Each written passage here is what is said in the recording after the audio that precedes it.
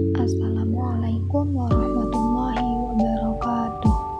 Perkenalkan, nama saya Atika Sari Askia, NPM 201104004, kelas F semester 5, Prodi Pendidikan Agama Islam. Video ini dibuat untuk memenuhi tugas pada mata kuliah pengembangan kurikulum dosen pengampu Ibu Listiani Siti Romlah MPD. Adapun materi yang akan saya bahas yaitu mengenai implementasi kurikulum pendidikan agama Islam berbasis kompetensi. Subbab atau pokok-pokok pembahasan yang akan saya bahas yaitu yang pertama, pengertian kurikulum pendidikan agama Islam berbasis kompetensi. Yang kedua, karakteristik kurikulum berbasis kompetensi. Yang ketiga, model kurikulum pendidikan agama Islam. Dan yang terakhir yaitu kelebihan dan kekurangan kurikulum pendidikan agama Islam. Materi yang pertama yaitu pengertian kurikulum pendidikan agama Islam berbasis kompetensi. Kurikulum pendidikan agama Islam berbasis kompetensi itu merupakan kurikulum yang disesuaikan dengan lingkungan sekolah tersebut berada dengan mengembangkan program-program pendidikan yang sesuai dengan kebutuhan masyarakat. Jadi, dalam kurikulum pendidikan agama Islam berbasis kompetensi ini, kompetensi pendidikan agama Islam seharusnya mencerminkan pada seluruh dimensi keberagamaan yang berkaitan dengan keyakinan, komitmen, ritual, dan juga sosial. Karena fungsi utama pendidikan agama Islam adalah konvensional yang artinya itu meningkatkan keberagamaan siswa. Kemudian karakteristik kurikulum berbasis kompetensi. Karakteristik kurikulum berbasis kompetensi ini apa aja sih? Nah, jadi karakteristik kurikulum berbasis kompetensi yang pertama menekankan pada pencapaian kompetensi siswa. Nah, jadi dalam pencapaian kompetensi siswa ini lebih ditekankan lagi baik secara individu maupun secara klasikal. Kemudian yang kedua yaitu berorientasi kepada hasil belajar dan juga keberagamaan. Yang ketiga, menggunakan metode dan pendekatan yang bervariasi. Jadi dalam penyampaian materi pembelajaran di dalam kelas, guru itu harus menggunakan metode dan juga pendekatan yang bervariasi. Karena apa?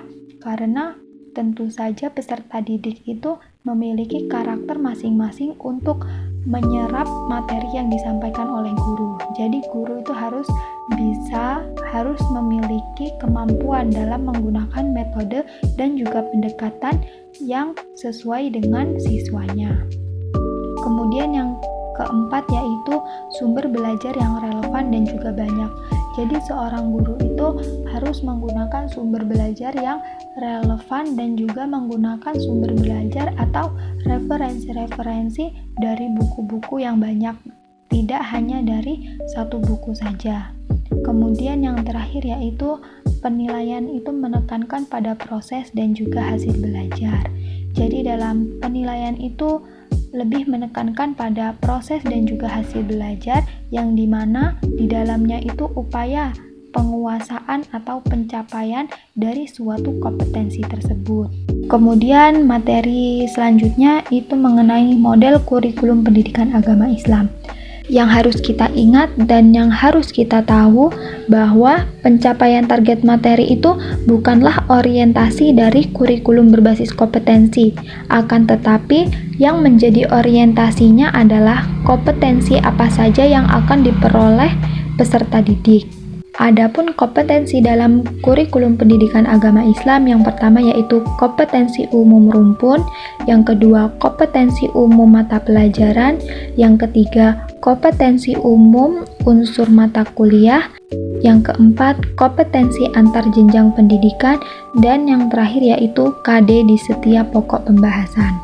Selanjutnya materi yang terakhir yaitu tentang kelebihan dan juga kekurangan kurikulum pendidikan agama Islam. Dalam setiap implementasi kurikulum itu kan sudah pasti, sudah jelas memiliki kekurangan dan juga kelebihannya masing-masing. Nah, jadi bagaimana sih kita itu mengatasi atau memperbaiki kekurangan-kekurangan yang ada pada kurikulum pendidikan agama Islam ini? Jadi kita itu harus terus melakukan pembenahan demi pembenahan yang terus-menerus yang berkaitan dengan yang pertama itu tentang context of discovery. Jadi maksudnya itu pendidikan agama Islam itu perlu mengarah pada ilmu pengetahuan dan juga teknologi, karena jika tidak nanti akan tertinggal oleh perkembangan zaman. Jadi maksudnya context of discovery itu lebih menemukan pada hal-hal baru yang sesuai dengan perkembangan iptek. Kemudian yang kedua yaitu kedinamisan. Jadi pendidikan agama Islam itu perlu mengikuti perubahan sosial yang ada dalam kehidupan bermasyarakat. Kemudian yang ketiga, materi yang memperhatikan 3 pilar, ada aksiologis, epistemologis, dan juga ontologis. Yang dimana aksiologis itu berarti sistem normatif, yang epistemologis itu berarti perlakuan, dan ontologis itu berarti tauhid. Kemudian yang keempat itu afektif dan psikomotorik.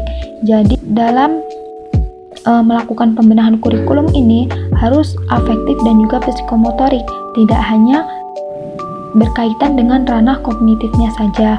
Kenapa?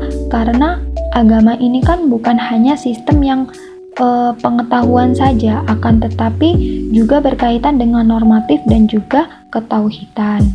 Kemudian yang terakhir yaitu problem solving. Nah, jadi seorang guru itu lebih mengajak peserta didik itu untuk belajar berpikir kritis bagaimana mereka itu memecahkan sebuah masalah atau persoalan yang ada dalam sisi pandang yang berbeda. Mungkin itu tadi materi mengenai implementasi kurikulum pendidikan agama Islam berbasis kompetensi.